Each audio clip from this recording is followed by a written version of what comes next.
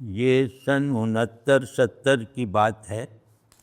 سعود آباد میں ایک بہت زبردست شاعر مقیم تھے،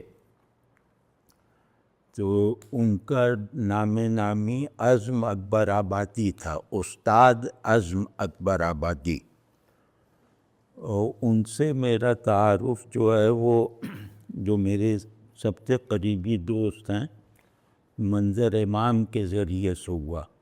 تو منظر امام خود بھی بہت شرارتی تھے اور فقرے باز تھے، اور استاد بھی انہی کی طرح تھے، بس عمر کا فرق تھا، بلکہ لگتا ہے چہرہ مورا بھی دونوں کا ملتا تھا، اور بہت قریبی دونوں کا تعلق اور انتہائی بے تکلفی۔ لیکن اللہ کا شکر ہے کہ ہم سب لوگوں کا ماحول ایسا تھا، اور جیسے ہمیں کسی کو روکنے کی ضرورت نہیں پڑتی تھی بے تکلفی میں کہ نہیں یار یہاں تک نہ پہنچو۔ اللہ کا شکر ہے کہ ہم نے جیسے فرحت کو اخلاقی معیار سے نیچے نہیں گرنے دیا، یہ ہمارے بڑوں کی نگرانی اور تربیت تھی، مطلب گالم گلوچ یہ سب بالکل نہیں تھی، بے تکلف ترین دوستوں میں نہیں تھی، اور سب ظاہر اکثریت نماز روزہ تھوڑی کرتی تھی، لیکن وہ اساتذہ کی تربیت کا، گھر کی تربیت کا یہ اثر تھا۔ تو یہ جو ہے بس یہ لطیفے بازی ہوتی تھی، ایک دوسرے پہ فقرے کسنا ہوتا تھا، کچھ ایسی جھوٹ سچ واقعات سنا لینا، یا پھر کسی کی شاعری وغیرہ پہ سخت تنقید کرنا یا اس کا مذاق اڑانا، یہ سب تھا، اس سے بڑھ کر نہیں تھا۔ تو منظر امام سے میرا تعلق ہوا، تو منظر امام مجھ سے بڑے ہیں، تو خیر کچھ دنوں بعد یعنی کچھ ملاقاتوں کے بعد انہوں نے کہا کہ بھائی استاد سے ملتے ہیں، تو وہ مجھے ان کی طرف لے آئے۔ منظر امام بھی سعود آباد میں رہتے تھے، تو میں نے دیکھا کہ ایک بہت دبلا پتلا بوڑھا آدمی وہ بنیان اور تہمت پہنے بیٹھا ہوا ہے چارپائی پہ، چھوٹا سا گھر، اور وہ سگریٹ پی رہے ہیں، اور حلیہ یہ ہے بال ان کے بڑے بڑے، اور چہرے سے لگ رہا تھا کہ ان سے بچ کے رہو، مگر عجیب طرح سے وہ جیسے مضحکہ اڑاتی ہوئی آنکھیں یا شرارت سے بھری آنکھیں۔ تو جب وہ مجھے لے گئے تو میرا تعارف کروایا، کہنے یار بس ٹھیک ہے، اب تمہیں تختہ مشق بناتے بناتے میرا دل بھر گیا ہے، چلو اب اپنی جگہ اس کو لے آئے ہو، یہ بھی کہ اب میرے کو سمجھ میں آئی یہ کیا باتیں ہو رہی ہیں۔ تو اس کے بعد خیر انہوں نے بہت شفقت سے، بہت اس سے منظر نے بتا دیا کہ شاعری وغیرہ کا شوق ہے اور یہ وہ ہے، تو کہنے لگے کہ بہت اچھے، اور تمہیں بس مجھے استاد نہ بنانا، اب یہ نہ ہو کہ اگلی مرتبہ اپنی غزلیں لے کر آ جاؤ کہ اصلاح کرو، بس ہم سے ایسے ہی تعلق رکھو۔ میں نے کہا بالکل جناب، بالکل ایسے ہی۔ اور پھر جب باتیں ہوئی نا تو وہ بہت اچھے لگنے لگے، بہت ہی اچھے، مطلب کم لوگ ہوتے ہیں جو پہلی ملاقات میں اتنے اچھے لگتے ہیں کہ آپ کا وہاں سے اٹھنے کو دل نہ چاہے۔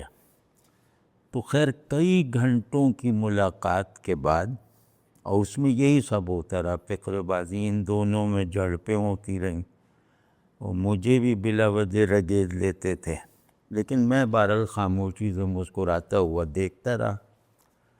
تو اس کے بعد جب ذرا تعلق ہمارا بڑھا، اور ہمیشہ ان سے میری ملاقات منظر کے ساتھ ہوئی ہے، کبھی اکیلے نہیں ہوئی، تو جب تعلق بڑھا تو پتہ چلا کہ یہ اچھے شاعر ہیں، اور غالباً وہ درزی کا کام کرتے تھے، بہت غریبی کی زندگی تھی، لیکن ایک لمحے کو احساس نہیں ہونے دیتے تھے کہ آپ ان کی غربت پر ترس کھائیں۔ بالکل ہنسی مذاق یہ وہ، اور مہمان جو بھی آئے گا اس کو چائے ضرور پلائیں گے وہ ہوٹل سے منگوا کے.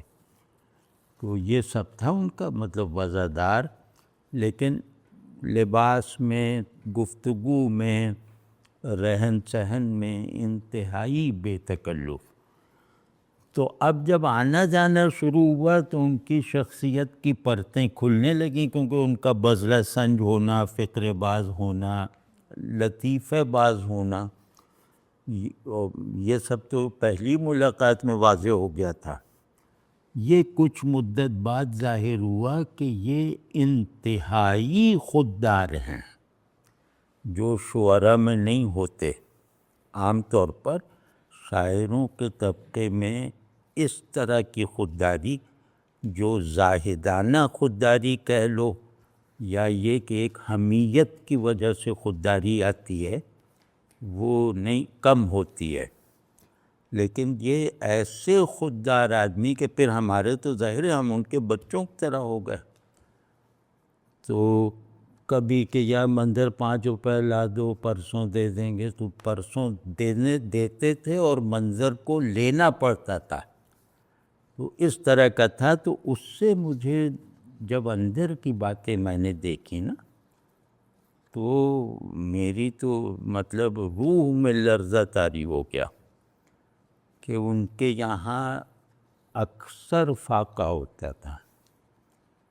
یعنی اکثر تو شاید تھوڑا مبالغے کا ہو، لیکن یوں کہہ لیں کہ ان کے یہاں ہر دوسرے چوتھے دن ایک وقت کا کھانا اسکپ کر دیا جاتا تھا، اور یا 2 وقت 3 وقت کھانا نہیں بنا.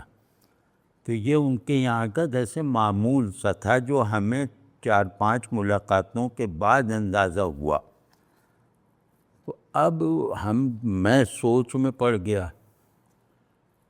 منظر سے میں نے کہا کہ یار تم تو نوکری کرتے ہو، تم ہی کچھ کرو. تو منظر بھی اب ظاہر ہے ایک حد تک وہ کرتے تھے، لیکن وہ ان کا اس طرح کا تھا کہ لے ادھار اور پھر واپسی.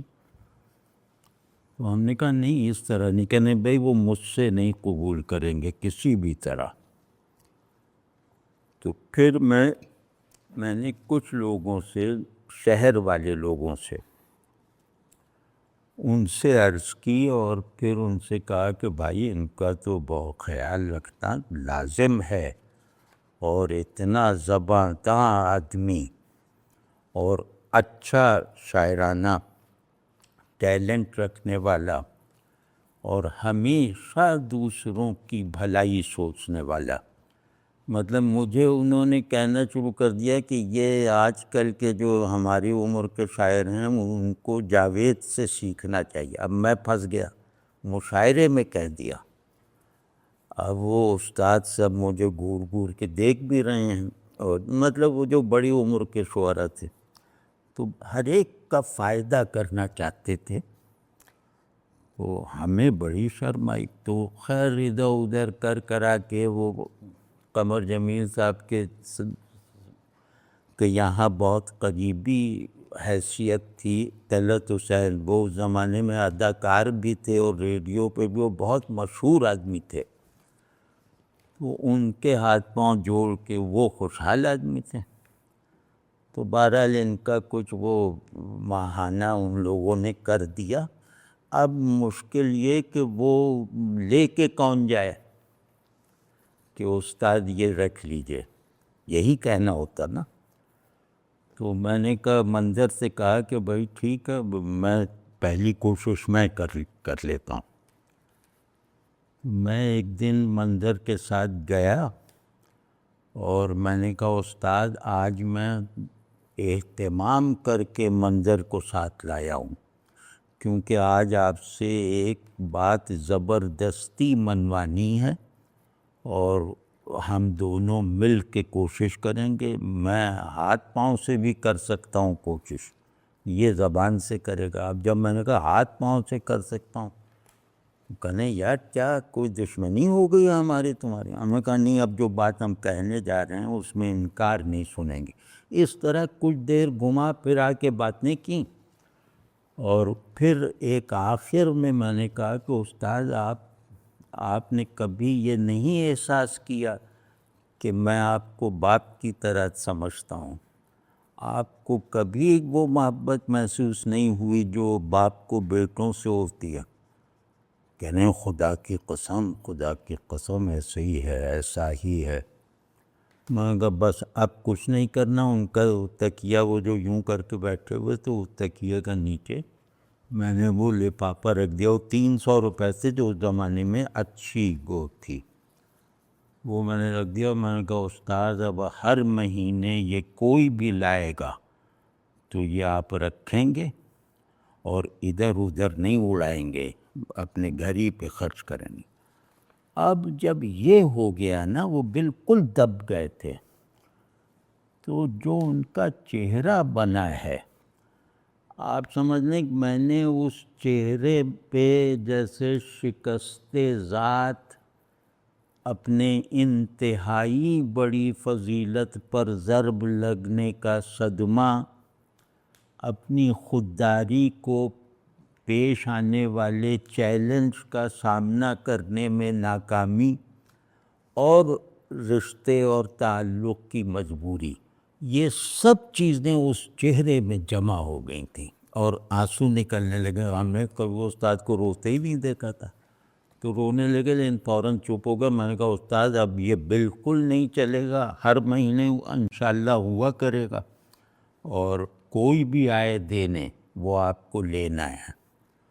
تو خیر اس طرح اللہ کا شکر ہے کہ ان لوگوں نے جو طلعت حسین وغیرہ ہیں، انہوں نے ان کے حالات کو مطلب مناسب حد تک بہتر کر دیا۔ اب اس میں جو ہے مجھ سے یہ پوچھتے رہتے تھے کہ یہ کہاں سے تم نے جمع کیا ہے؟ اب ظاہر میں تو نہیں کر سکتا تھا، تو میں نے کہا استاد نام بتا دوں؟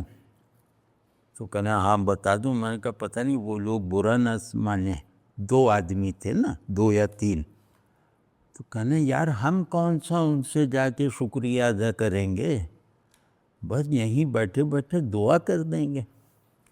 اس سے جیسے ایک سبق سا حاصل ہوا کہ جو بھی کسی ذریعے سے خود کو چھپا کر آپ کے لیے کوئی اچھا کام کرے، آپ کی مدد کرے، تو اس سے یہ پوچھنا چاہیے کہ یہ کس نے کیا ہے، تاکہ اس کے لیے دعا کریں، کیونکہ احسان مند ناواقف آدمی کی دعا بہت ہی تیزی سے اثر کرتی ہے۔ احسان مند بھی ہے اور ناواقف بھی ہے، یا غائبانہ دعا ہے۔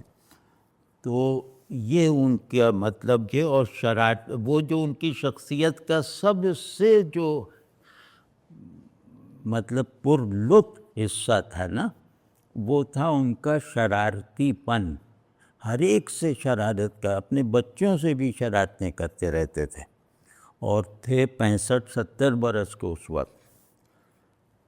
تو اب ایک دن استاد نے منظر سے کہا کہ یار یہ اس زمانے میں شعری نشستیں گھروں میں بہت ہوا کرتی تھیں، تقریباً ہر ہفتے کہیں نہ کہیں کوئی شعری نشست ہوتی تھی، جس میں 10-12 شاعر اور 10-12 سامعین۔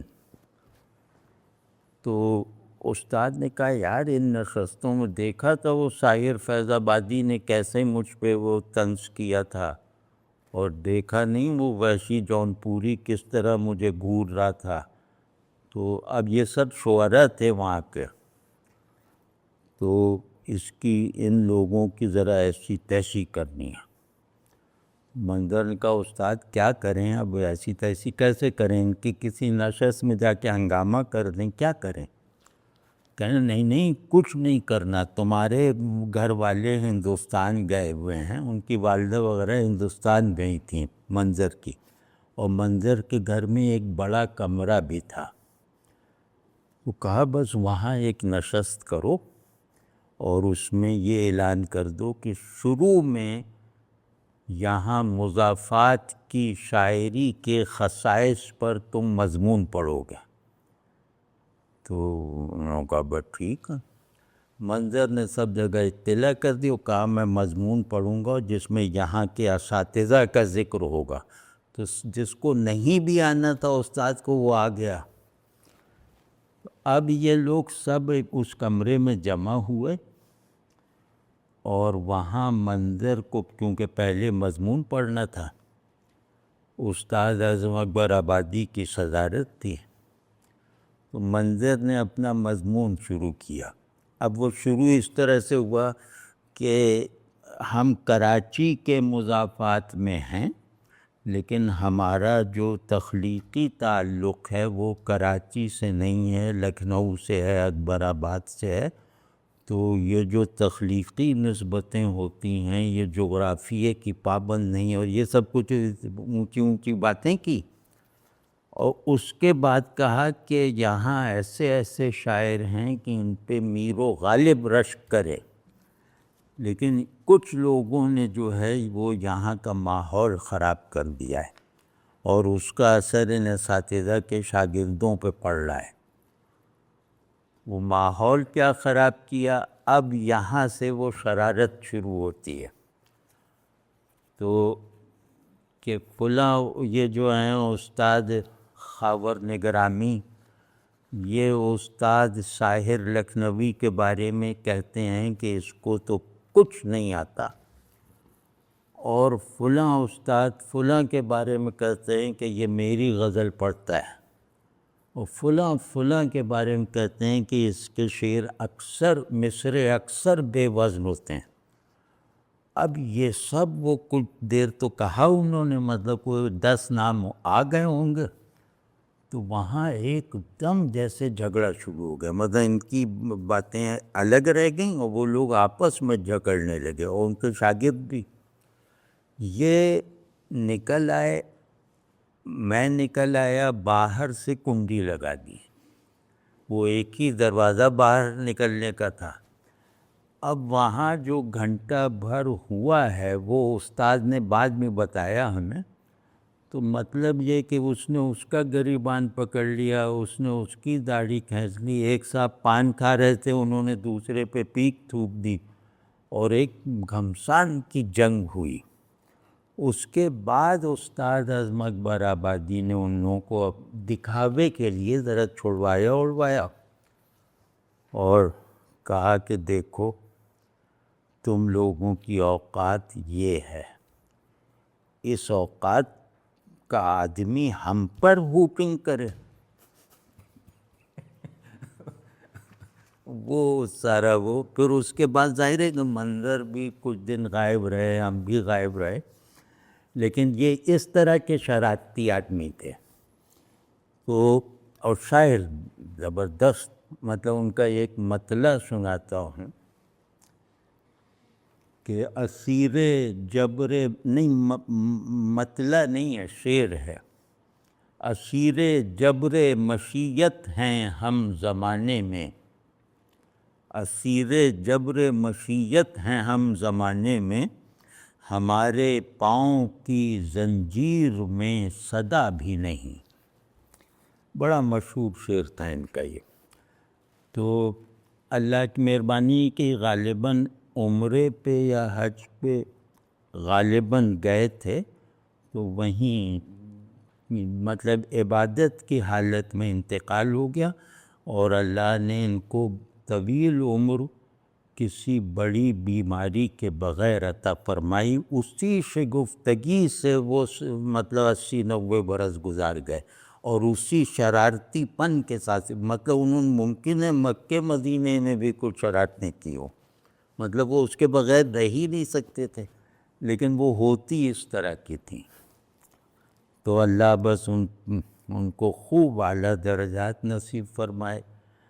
ایسے لوگ بہت ہی کم ہوتے ہیں جن میں خودداری، سخت کوشی، شدید غریبی کے باوجود خوش مزاجی اور خوش طبعی برقرار رہے۔ ہمارے استاد ایسے آدمی تھے۔